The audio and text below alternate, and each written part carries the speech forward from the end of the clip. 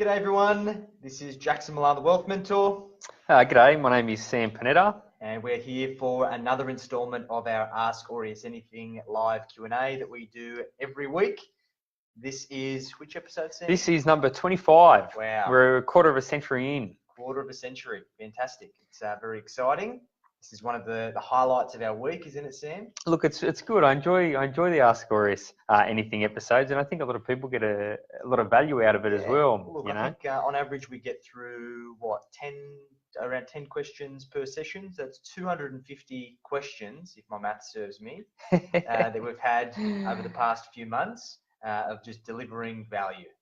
So make sure you ask the questions and we'll give you the answers. Well, last week's episode, for the first time, we had more than 10,000 views on last week's video. So we've cracked the 10,000 view barrier. I don't know what that means. I don't know what that means in Facebook terms, but hopefully the more people that are watching, the more people we're making an impact with, which is why we started Aureus. Yeah, and we're getting lots of follow-up questions, funnily enough. So hopefully we'll answer some of those today.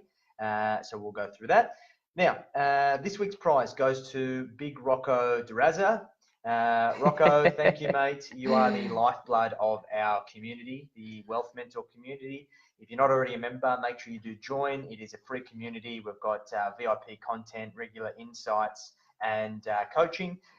Now, Rocco is now tasked with the responsibility of posting a funny post in the community every Friday. Rocco, if you do that, what are we going to give Rocco if he does it every week? We've given him everything we've got, Jackson. We've got nothing left to give Rocco. He's taken us for everything. I'll shout you a beer, Roy. I'll shout you a beer. How's that? If you continue to be the number one contributor to the Wealth Mentor community, I will be the number one contributor to you in schooners. Love that. That's phenomenal.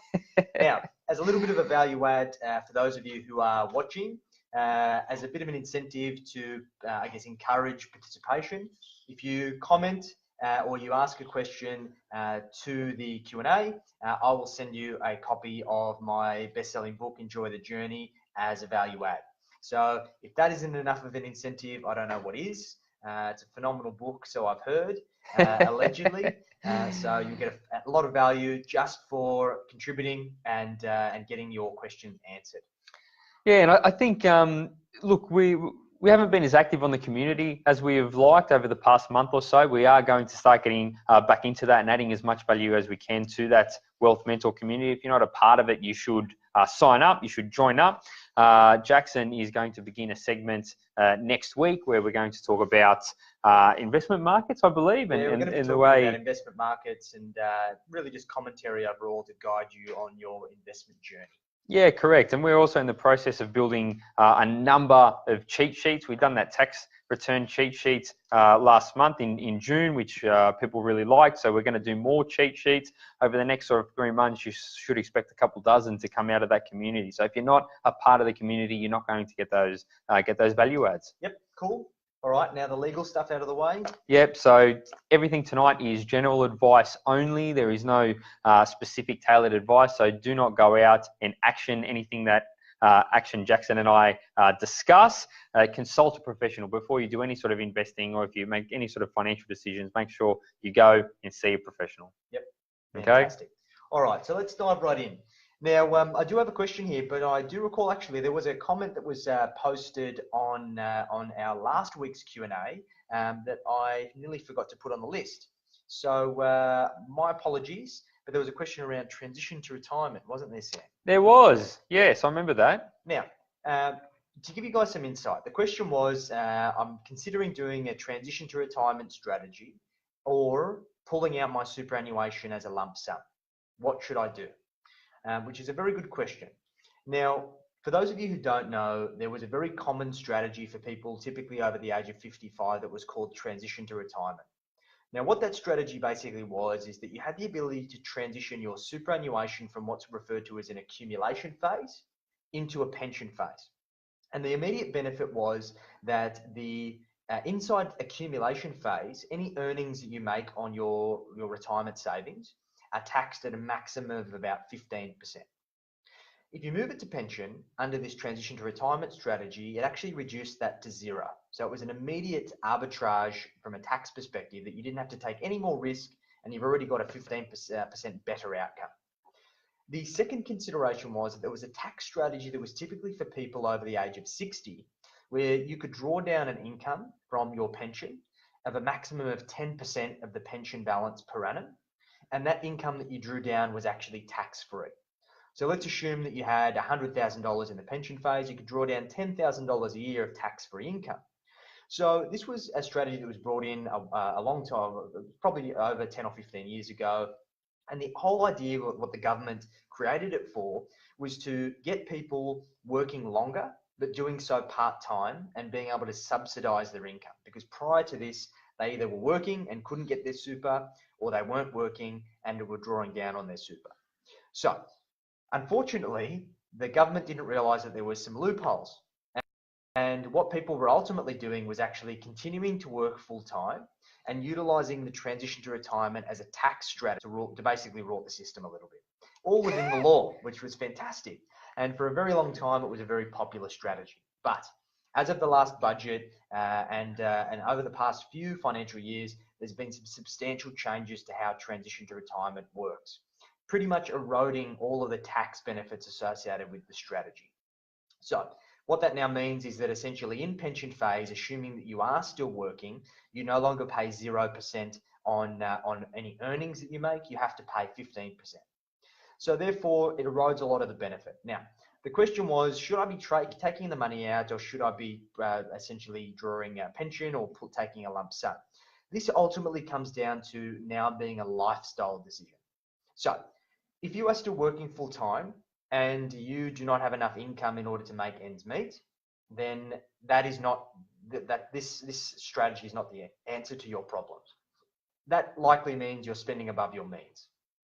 If you are, however, considering going part-time or retiring in full and commencing a transition to retirement or a drawdown strategy, it may be a good idea. But what you ultimately need to think about now is, are you going to have enough? And are your drawdowns going to allow you to have enough super for the remainder of your retirement?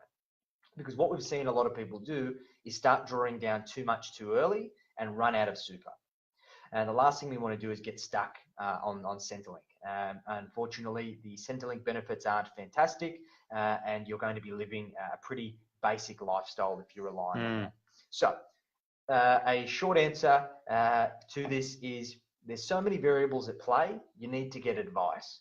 Anytime you're looking at these very complex strategies, transition to retirement, retirement planning, in portfolio construction, gearing strategies, if you do not have the expertise in order to do it for yourself, you should be getting advice, because you're amplifying your risks of getting it wrong.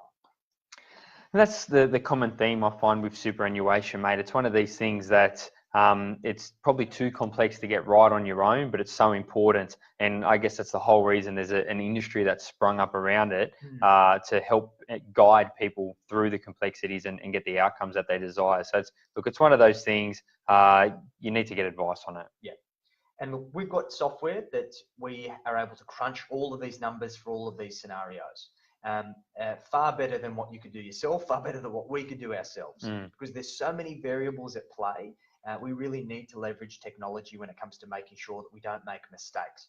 So what we typically do is we'll look through all the different possible scenarios that you have available, and then essentially we will go through all of the pros and cons with you once we've crunched the numbers to help you make the right decision based on what the facts tell us.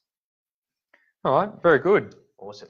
Very good. So for you guys that are watching, if you've got any questions, we do put priority on the live questions. So if you've got anything and you're sitting there, you want to get off your chest, chuck it up and we'll answer it on the spot. Ask a question, get a book. Pretty good value exchange, It's a good deal. It's a good deal.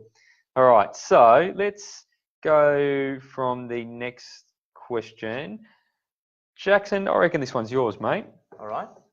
Do you want me to go back to back, Sam? Yeah, go back to back. I'll go back to back. So, you had a bonus question. Bonus question. So I have a credit card debt. Should I consider a balance transfer? Great question. Now, once again, this is something that's quite complex. And funnily enough, there's a certain time of year where all credit card providers actually are allowed to send out marketing and this is the time of year where it happens. Now, I do have credit cards, and Sam has credit cards, and we utilize them for a very specific purpose, for minimizing risk when it comes to getting cards skimmed. Now, because we have these credit cards, we do get bombarded with all of this marketing. And funnily enough, when I went home last night, I had a marketing document from St. George that basically says, hey, fill out all of your credit card debts on this piece of paper and we'll balance transfer them all for 0%. But in very small print, we'll charge you a 2% balance transfer fee. Now, lucky enough, I don't have any credit card debt. I pay my credit cards off monthly if I ever use them. Same for you, right, Sam? Correct. So if you are finding yourself in a situation where you do have a credit card debt, you need to be looking at this objectively. Now, my standard response is no. You've got yourself into the hot water. You shouldn't be doing any balance transfers or anything sexy. You need to do it the old-fashioned way and get yourself out of it. The reason for it is we need to understand why the banks are offering balance transfers in the first place. Now, think about it this way. If you're running a business, why ever offer somebody the ability to take on all of their debts or take on all of their problems for zero compensation in return? This is what many of these balance transfer providers do, although they have started putting in place these balance transfer fees. But the reason why they're doing it is because they're betting that you do not have the willpower, the strategy, or the ability to pay off that debt before they start flogging you with interest again. So they're basically betting against your willpower or your ability to succeed. So in majority of cases, their bet is profitable. Most people balance transfer, they put the Band-Aid solution, they forget about it, and then when the thing comes to maturity in 12 or 18 or 24 months time, they now have this same debt and the process continues to rinse and repeat. So here's what I say you do.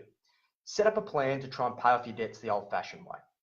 Once you've got a pattern or you've got a history of tackling it every single month and smashing it, making extra payments, and you're on track, then you can consider looking at doing a balance transfer on the basis that you maintain the repayment strategy, meaning that you're now going to be able to pay off the debt faster because you no longer have the interest that you're battling against.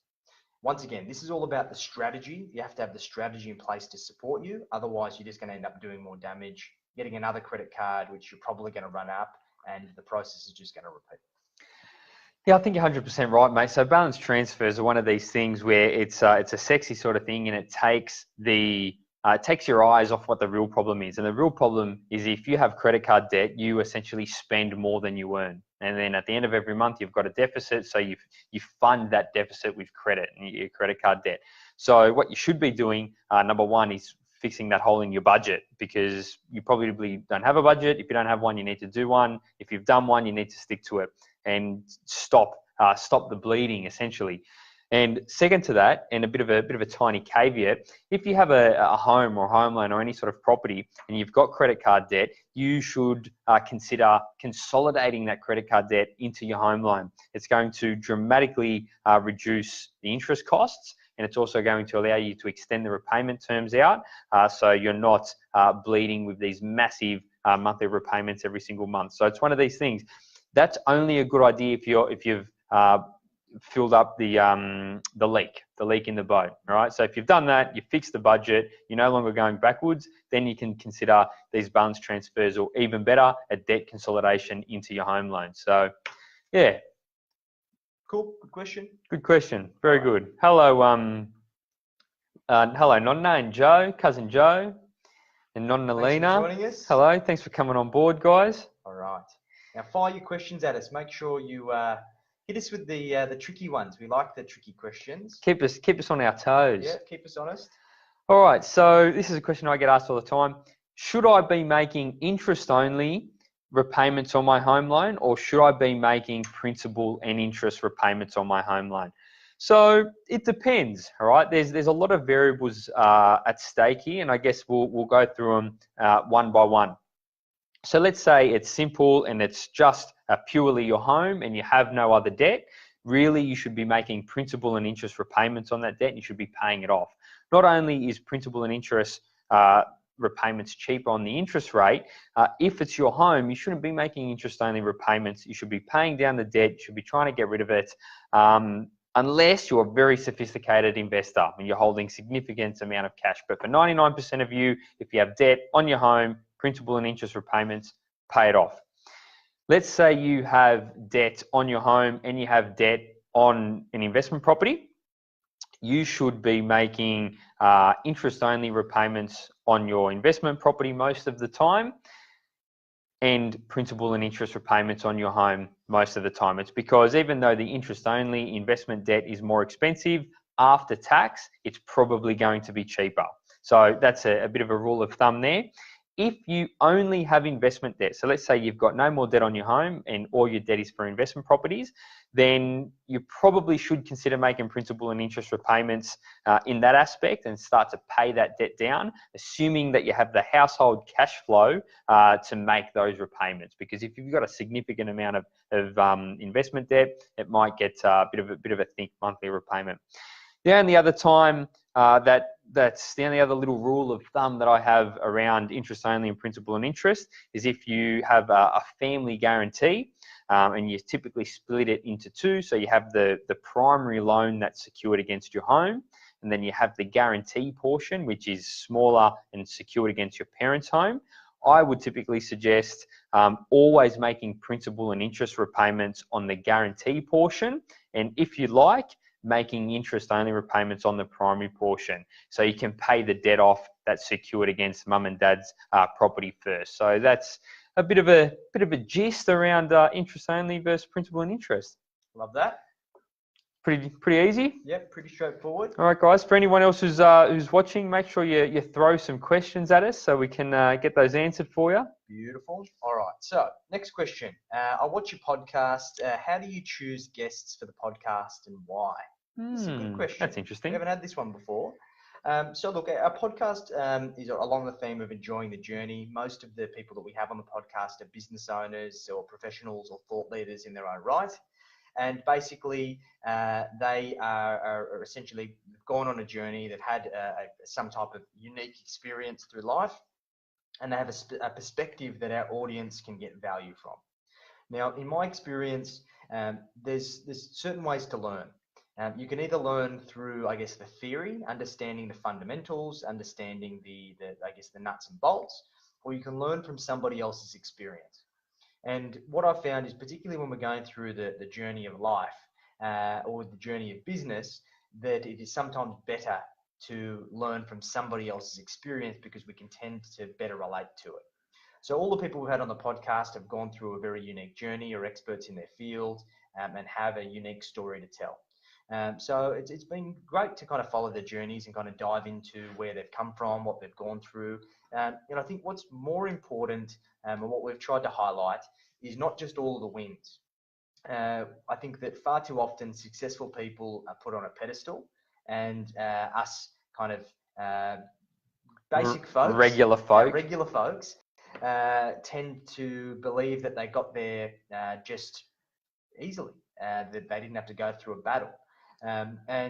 What's really important is being able to see that these people did have to struggle. They had threats, they had things they had to overcome, and ultimately they still were able to persevere to get to the final destination or to their current destination with plenty more milestones to achieve from here on out.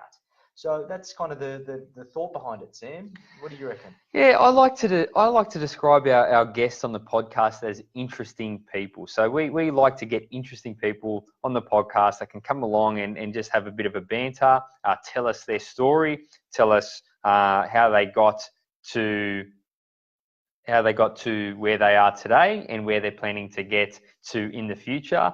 And as Jackson said, the wins, the losses along the way, most people have got a pretty cool story. Yep. So we're just trying to get those cool stories out of people and onto video.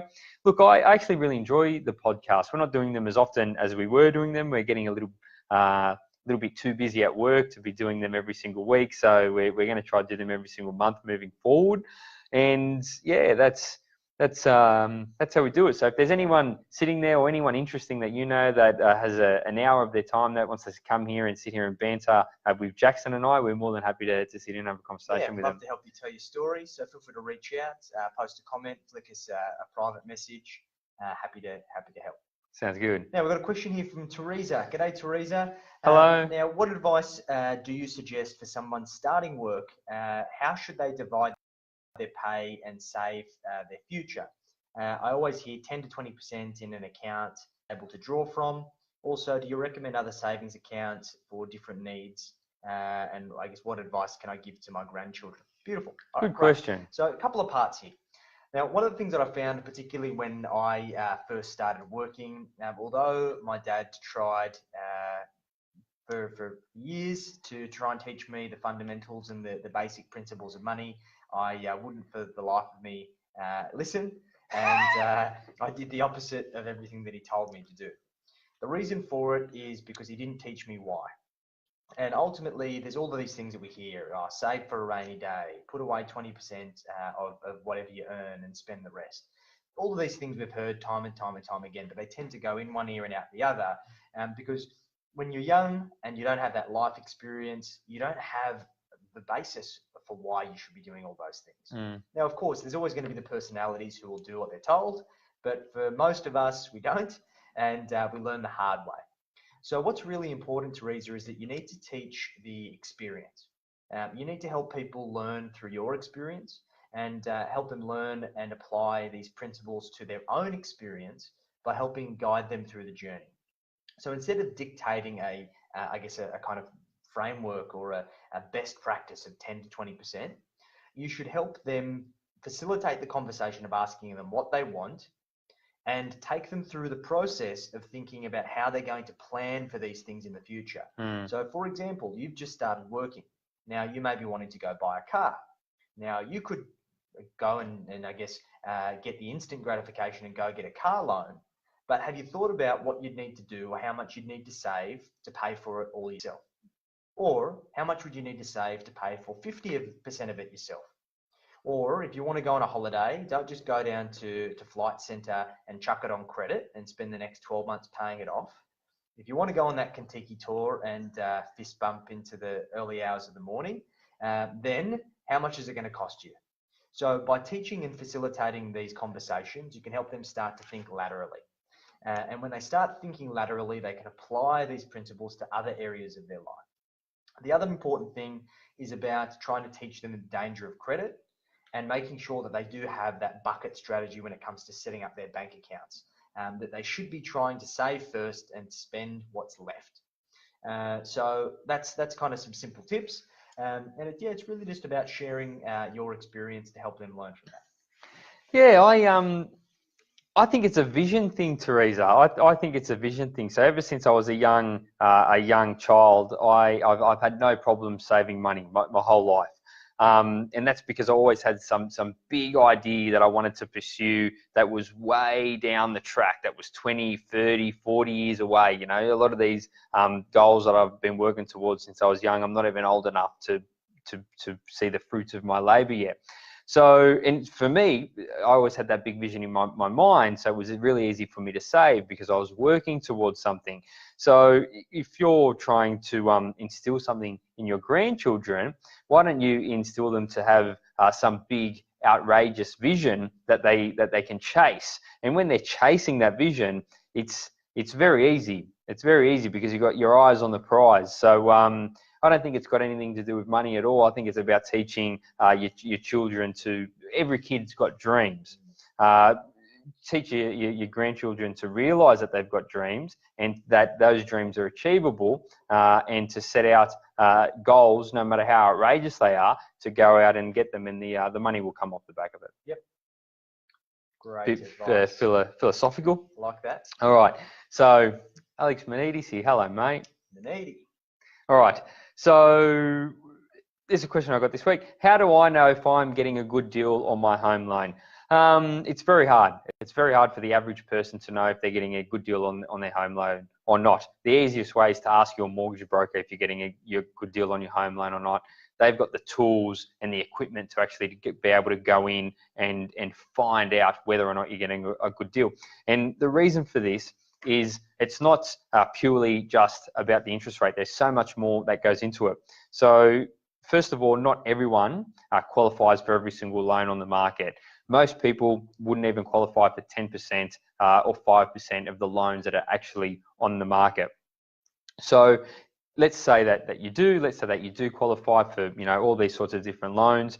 You need to decide, or is it for your home, or is it for an investment property? Are you going to make interest-only repayments or principal and interest repayments? Is it going to be variable, or is it going to be fixed for 1 year, 2 year, 3 year, 4 year, 5 years? Do you need offset accounts? Do you need redraw facilities? Are you a business owner? Do you need commercial banking? There's 1,000 different variables, and I'm not going to go into them all. But essentially, in order to find out if you're getting a good deal on your home loan or if there's a better deal out there, you need someone to actually go away and do the research for you. And it's not something that you can do in 10 or 15 minutes. It takes hours worth of research. So, yep, if you want to know, ring up your mortgage broker and they'll do the hard yards for you.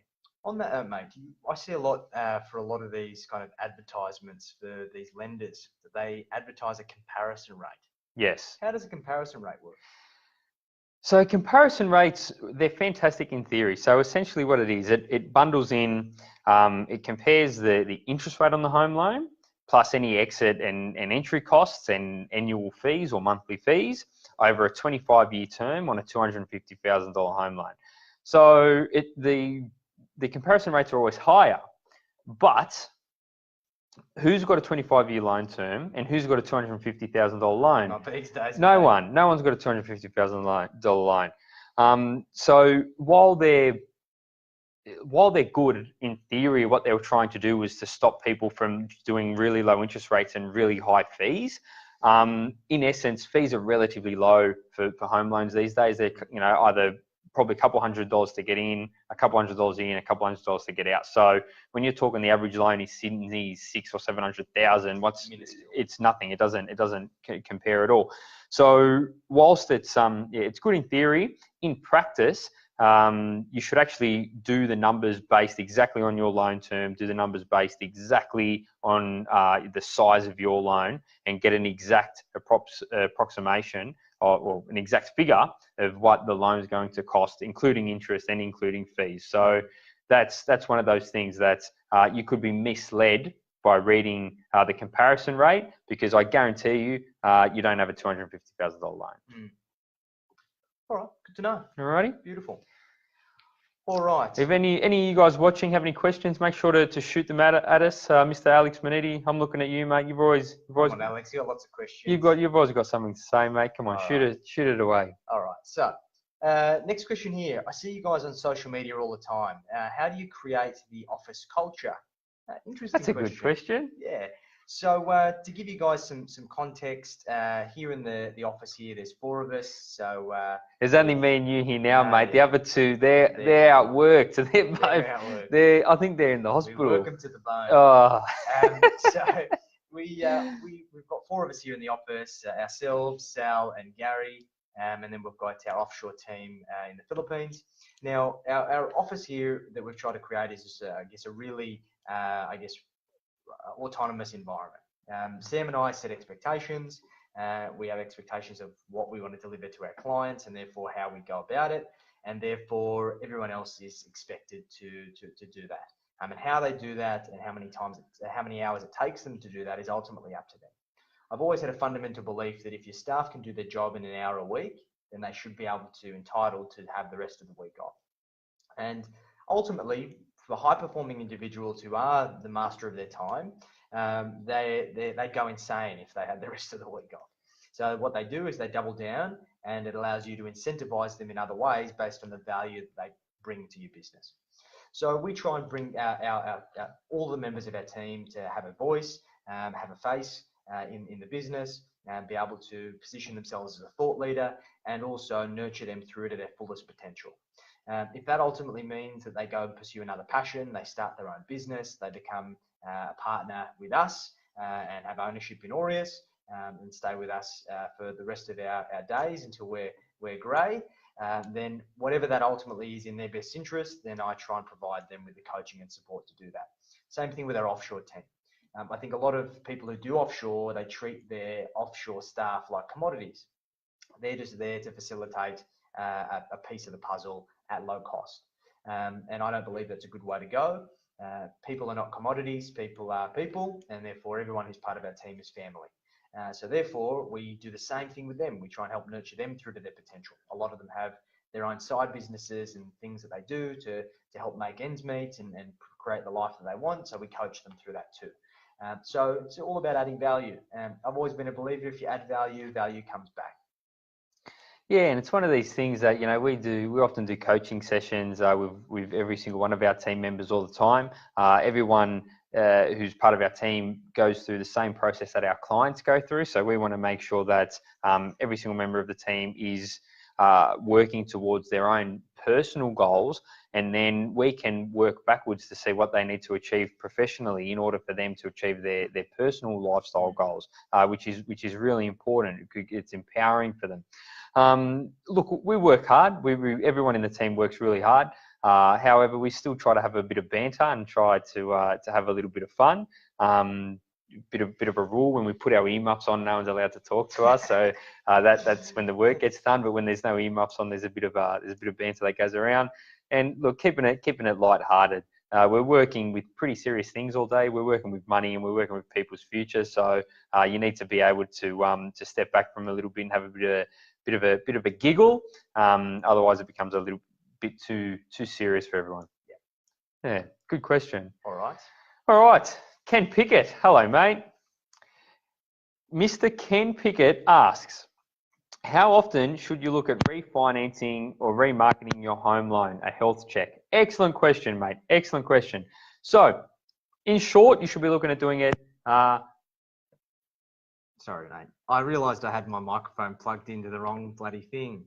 So no one could hear you the whole time. Like they can hear me through yours. That's all right. I'm just technical difficulties. We're not audio guys. engineers. We're not tech guys. All right. Sorry, Back to it. Sorry, Ken. All right. So Ken asks, how often should you look at refinancing or remarketing your home loan, a health check on your home loan? So you should be looking at it every 12 months. Any less than that is a little bit hyperactive, and any more than that, you could probably stretch it out to 2 years, but every 12 months is probably the best. So what you would do, and it's not always the case of having to actually refinance the home loan or switch it. One of three things are going to happen. Either you're going to look at it, your broker's going to look at your home loan, they're going to do some research, they're going to go away, and they're going to come back and they go, you know what, that's a really good home loan. That's really good. Just leave it alone, leave it as it is, and give you a pat on the back. If you do that every 12 months, it's 15 minutes of your time. The broker will spend a couple of hours on it. It's a win-win for everyone. Second, it would be that your broker looks at it and goes, it's okay. However, we're not in a position to refinance to another lender at this time. Let's go in and let's negotiate with your current lender, and let's see if we can get you a better rate. Let's see if we can restructure it with your current lender and just get you a better deal there. Now, you ask, why would that happen? Well, sometimes things change. Sometimes people start a business and they can't refinance to a more competitive rate, or people, the value of their properties have gone down, like in Perth, and you can't refinance because of lenders' mortgage insurance and things like that. It doesn't become economically viable, or any other sorts of reason. Maybe you've switched jobs recently and the banks won't take your application. Any reason why you can't leave your current bank and go to a different lender, and your current bank's not giving you a very good deal, your broker can go in, he can bat for you, and he can get you a better rate on your existing home loan with your existing bank. Or the third option is that your broker looks at it, he says the rate's completely out of the market, the deal's completely out of the market, there's heaps of better deals that we can go to, let's just do it. Let's send a discharge into the old lender. Let's get rid of them. Let's get you a new home loan with your new lender. You can probably turn it around in 4 to 6 weeks. And it's a bit of a no-brainer. You're getting the exact same thing with a different provider at a cheaper rate. So it's that's the long and short of it, I guess, Ken. So yeah, 12 months. Every 12 months, get a health check. If you need one, ring me up. I'm your cousin. I will do it for you. Thank you very much. Thanks for the question. Good stuff. Love it. Beautiful. All right. So Next one. All right, This so one for you as well, mate. yes, this one looks like one of my ones. Okay, if I refinance my home loan, do I need to move all of my banking across to the new bank or just my home loan? I love this question, and we get this question all the time. Ken, this probably goes off the back of your question as well. A lot of people don't refinance to a better deal because they don't want to switch all their banking. They don't want to change all their banking. You don't need to. Do you know what I mean? If you've got all your banking with Commonwealth are a great bank. They're a great provider with online banking and net bank and the app and all of that. You don't need to move. If you refinance to ING, you don't have to move all your bank accounts from CBA. Leave everything at the lender that you're with. Take your home loan to where you're going to get a better deal and continue your banking forever with the one bank, your day-to-day banking, and move your home loans around. That's what a lot of our clients have been doing for years. They move their home loans around to where the best deal is, and they just stay with the one bank for their everyday banking. This is doubly as important for business owners. So if you've got all your personal banking with one bank, you've got all your business banking with another bank, and then you've got your home loans, there's no need to move your business banking around. There's no need to move your personal banking around. You've got your direct debit set up. You've got your invoicing coming out. Leave everything in place and just move the home loan around.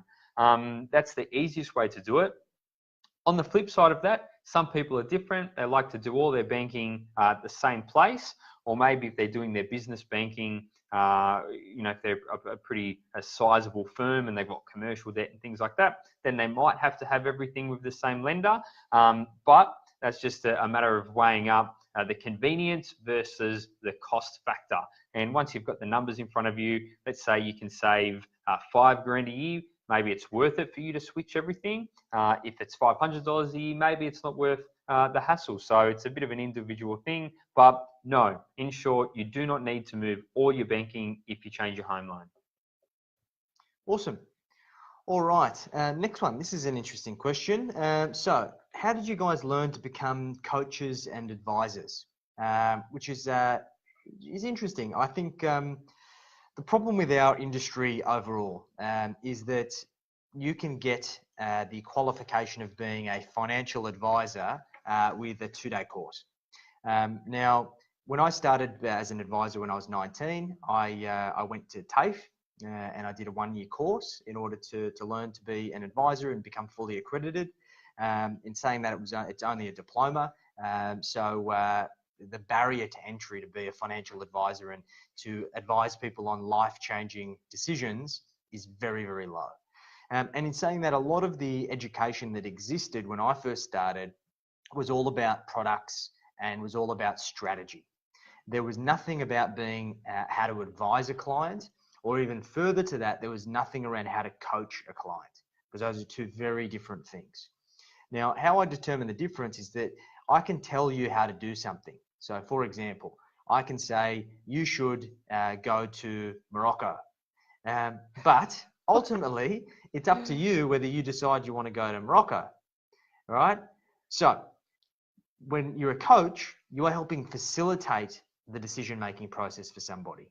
So instead of me telling you to go to Morocco, I might ask you a series of questions and facilitate a dialogue and allow you to come to the realization yourself that you want to go to Morocco. Now, great analogy, right, Sam? No, I know. I'm confused, mate. Do you want to go to Morocco? No. No? Well, I don't even know where Morocco is. Exactly. So the whole idea of this far price, away it's a long from way away. Narrowena. Yeah, it's not Narrowena, mate.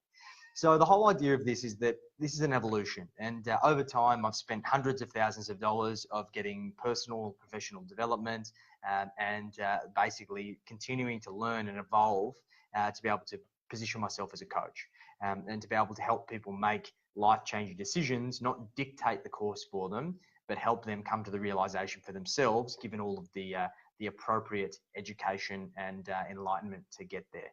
So it's one of those things, it's really about the experience. Experience is worth a lot more than what you learn from a book. So if it's something you're interested in, get the qualifications, but then immerse yourself in I guess, getting the experience. Yeah, it's one of those things. I guess the industry's changing a lot. We don't rarely call ourselves financial advisors. It's not. Look, it's part of what we do, but it's not really exactly what we do. We're more wealth coaches, so we try to educate our clients.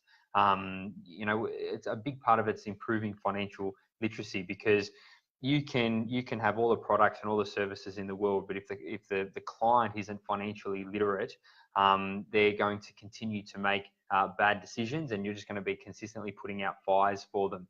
Much better to teach a man to fish rather than to give him a fish. The old analogy there. So, look, it's better than Morocco. Yeah, better than the Morocco analogy. I tried. He tried his best. I was thinking about a holiday. You just want to go on a holiday. Yeah, I don't know if I want to go to Morocco though, Sam. Mate, I like Moroccan lamb. I don't Moroccan know anything about Morocco. I might have some Moroccan lamb tonight. What do you reckon, Sam? I'd like some Moroccan lamb. Here we go. Here we go. Question hot off the press. Daniel Pastro. Bearded ones. Over the past few years, there's been an increase in the market share of smaller banks and credit unions. And are there any significant differences for people that are looking outside the big four? Now, I expect this is a question in respect to getting a loan, Daniel. So I'm going to leave that one to our friend Sam here. I love this question. Thanks, mate. All right, so this is really good. Yes. So in the lead up, I'll give you guys a little bit more history. So in the lead up to the GFC, there was an increase in lending done by smaller banks and credit unions and things like that. And then after the GFC, it sort of nosedived. Everyone ran back to the bigger banks. And then since then, it's been floating back upwards, and the smaller banks have been taking a larger market share of home loans and things like that. So is there any differences? Look, there is a couple. So essentially, the smaller the banks are, the more competitive they are. However, the stricter they are. So they're going to need, they're going to be stricter on the applicant. They're going to need be more specific on the security they take, and essentially going to be harder to get the loan approved. So for clients that are very vanilla, that are very clean, very basic and easy to understand, a home loan with one of the smaller lenders, it works really, really well because they get a clean, basic home loan that's really cheap, and it's not too difficult for them. What would be a vanilla client, Sam, or a vanilla situation, just to kind of give us a case study? So look, a vanilla situation would be, let's say, husband and wife, 2 kids, both the husband and wife go to work, they both earn a salary, so their income's really basic, they have no other investment properties, they have let's say a home worth $700,000 and a home loan worth $400,000, right? So very, very clean on all the edges. Let's say that the property is also in a blue chip area like DY or something like that.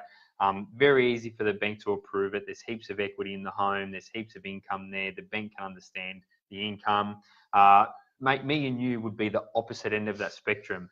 We've got trusts, we've got companies, we've got properties, we've got shares. It's just a mess. Got beards. You've got beards. So you need to go to larger lenders because they have the capacity and the appetite for the more complex deals and on a banking scale, the higher risk style of deals. So there are a couple of the small niches. In saying that, some of the smaller banks really do have these specific niches that we use every now and again for clients that aren't vanilla. So you really need to know the market.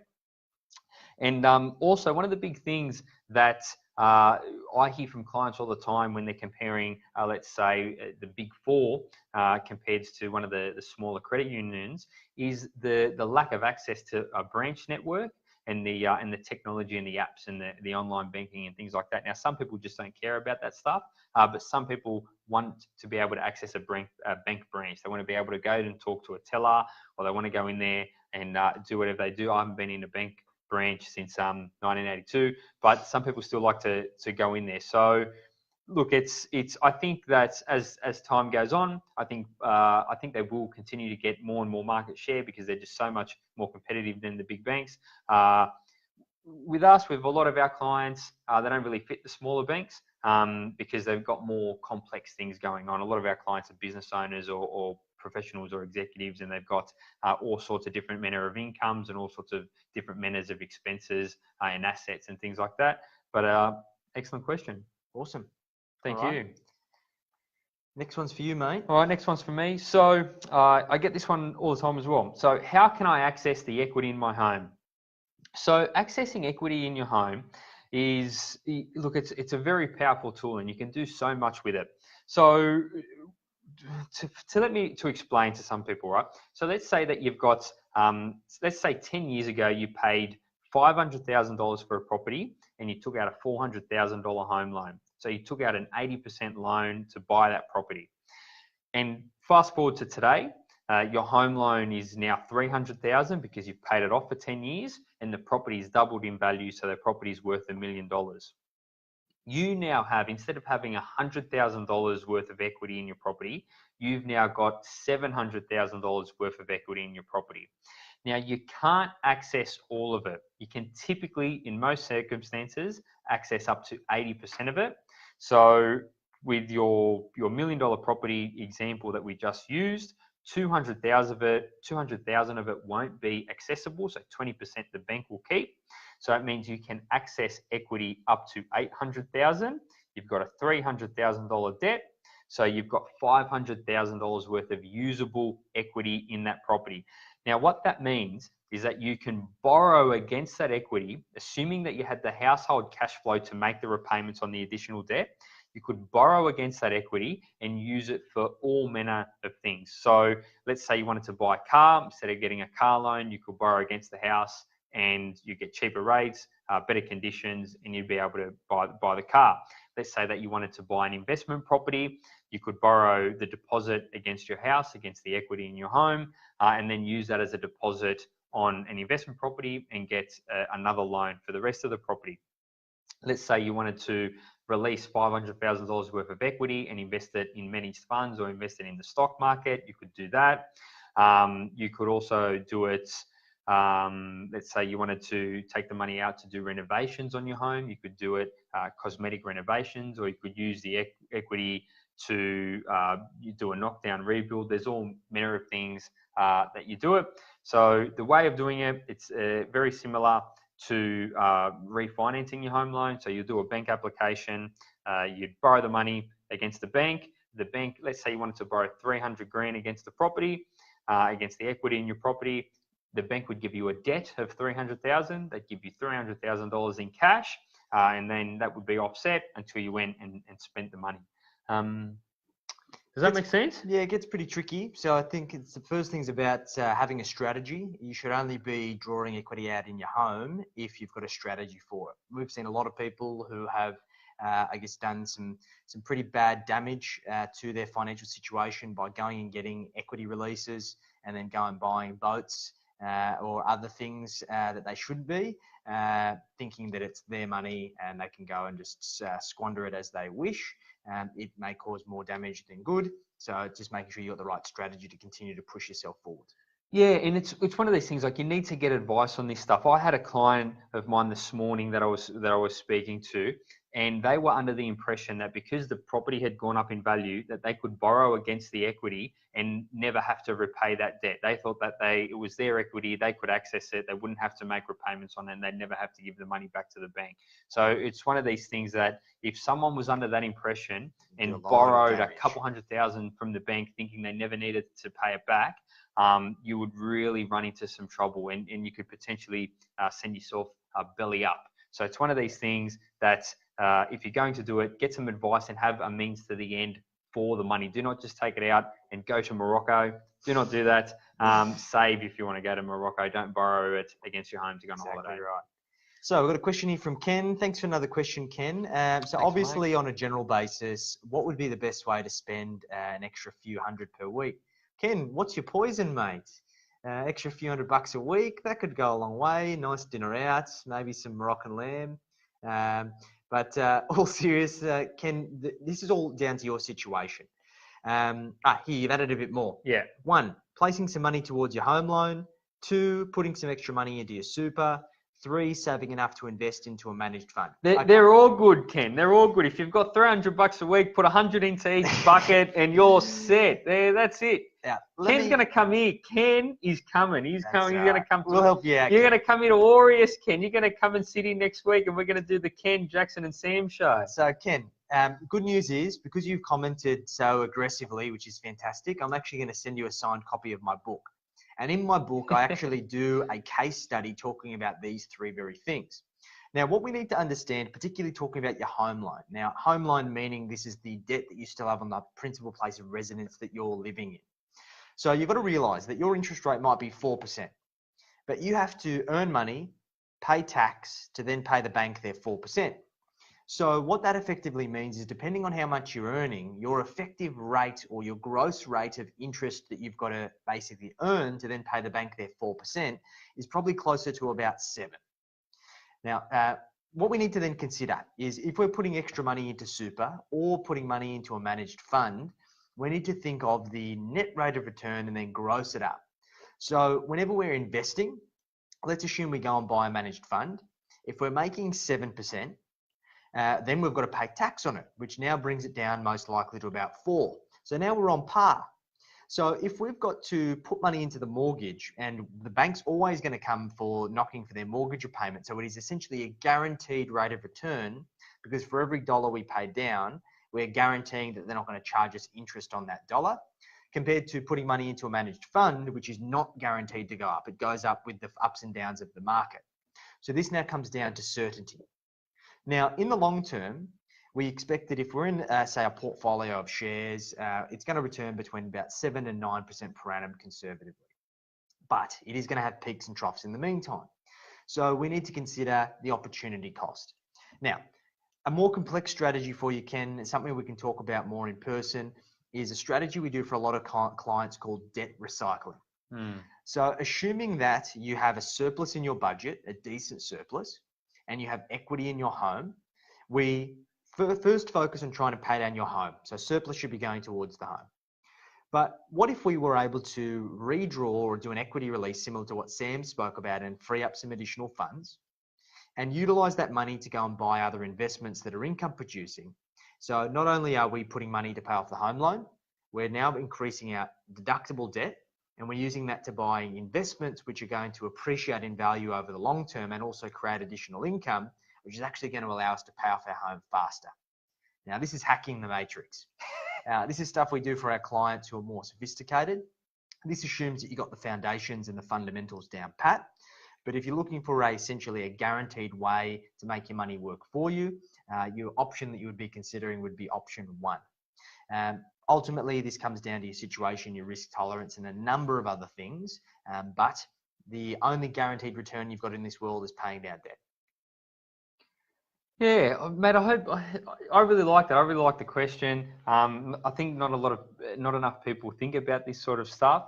And the thing is, and here's the thing: if you're saving at $200 or $300 a week, you've got opportunity. You're buying yourself opportunity to pay down the loan, to invest in your super, to invest in managed funds, and then you've got the ability to either create wealth through reducing debt or through increasing the amount of assets that you own. So that's, you're 2 steps ahead of the battle, because most people don't get to the point where they're saving that couple $100 a week. You're 50% of the way there, mate, and now you're optimizing essentially by what Jackson said. But yeah, I like debt recycling. It makes sense if you can do it over long periods of time. You're essentially getting the best of number 1 and number 3. So it's a strategy that you can do, but you've got to be consistent with it, and you've got to make sure that you can continue to maintain that cash flow buffer in your budget for it to be effective. 100%. All right. Cool. Thanks, mate. Thanks, Beautiful. Ken. All right. I'm a small business owner, and I've not been on an overseas holiday since I started my business. Now, how do I go away without my business burning to the ground? And this is a phenomenal question. I think more business owners need to ask it. When I started to consult and become self-employed, I made a promise to myself that I was going to take 2 months off a year every single year, and I was going to work towards being in a position where I could only work 4 days a week. In my previous business that I sold, I got to that point.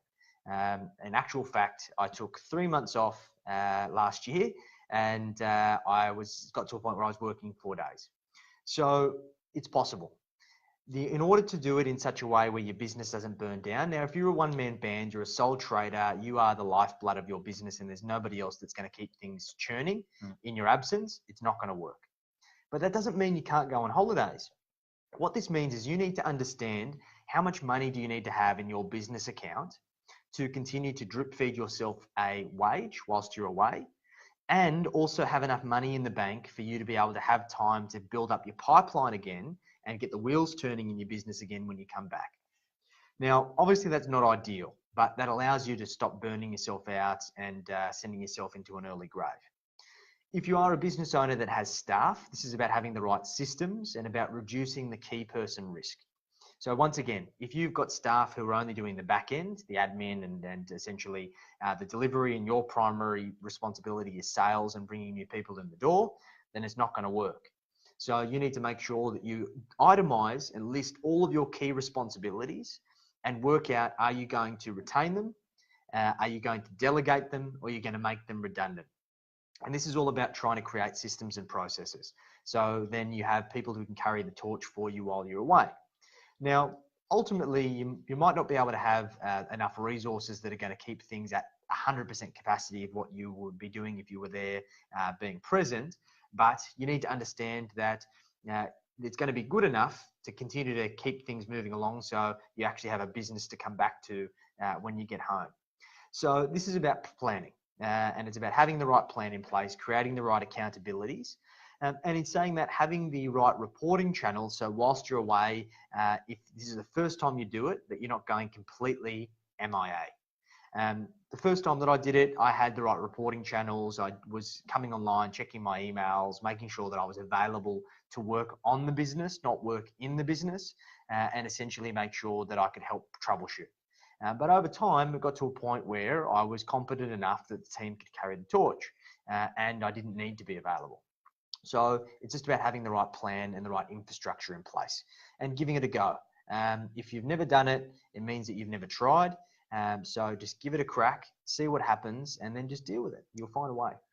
Yeah, there's so many things running through my head with this. This is a really good question, I think of my own parents, that they've been self-employed for years, for as long as I can remember, and I don't think my dad has gone on an overseas trip since he's been self-employed. So this is a real struggle for small business owners.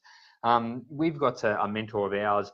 His name's Dale Beaumont, and he's from Business Blueprint, and he. Last time we were speaking to him, and he was mentioning that he works 2 months off, then he works 2 months on, and then he has a month off, and he rinses and repeats.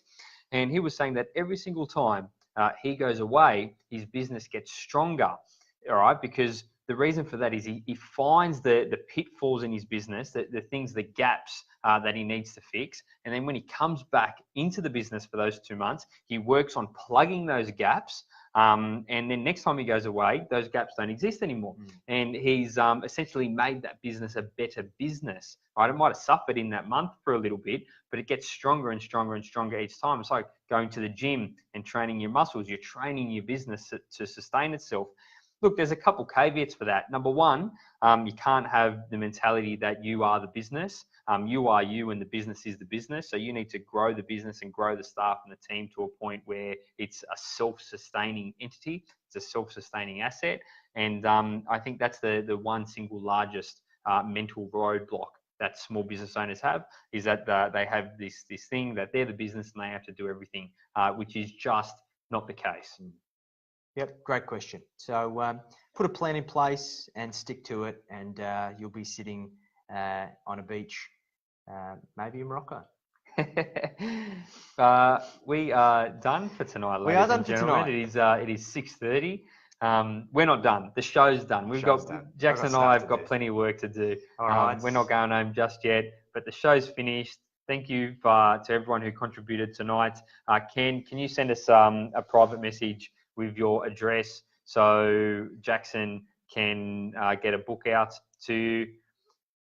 Hold on, we've got a last minute question. Robert, hello. All right, so Robert said, I think I'll be made redundant soon and want to park the money for 6 to 12 months. What do you recommend? So Robert, whenever we're looking at short time horizons, we can't take any risk because the shorter the time horizon and the higher the growth investment, or the higher the volatility in the investment, the higher the magnification effect of that risk. So in any case, if you've got a mortgage, you should be considering whether you should be putting it into offset.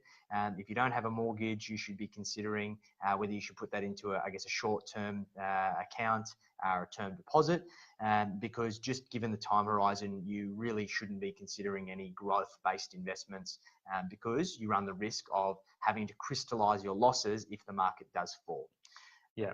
So once again, if you need help with in terms of the structures or how to shop those things around, feel free to reach out. I'm more than happy to give you some insights. Yeah, way too short term for property, and way too short term for shares as well. You know, GFC shares dived 50% in 12 months, and over the next 10 years they went up 200%. But it doesn't matter.